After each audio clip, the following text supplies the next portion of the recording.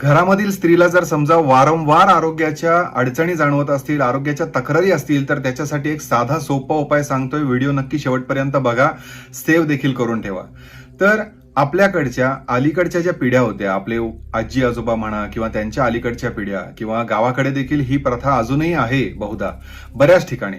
ती म्हणजे सकाळी ज्यावेळेस स्वयंपाक सुरू केला जातो त्यावेळेस सुरू करण्यापूर्वी त्या चुलीला किंवा शेगडीला नमस्कार केला जातो. त्या अग्नितत्वाला पहिले नमस्कार करून मग ती प्रज्वलित केली जाते. आणि त्यानंतर जो पहिला पदार्थ बनवला जातो, मग तो भात असू शकतो, डाळ असू शकते किंवा चपाती किंवा भाकरी, त्याचा छोटासा तुकडा काढायचा आहे अगदी बारीक आणि तो त्या अग्नीला समर्पण करायचा आहे, अर्पण करायचा आहे. त्या अग्नीला तो तुकडा ज्यावेळेस आपण अर्पण करतो त्यावेळेस तो अर्पण करून नमस्कार करायचा आणि त्याच्यानंतर मग पुढील स्वयंपाक करायचा. या पद्धतीनं जर समजा आपण फॉलो केलं तर खरंच त्याचा खूप छान फायदा बघायला मिळू शकतो. अडचणी जरा कमी होऊ शकतील.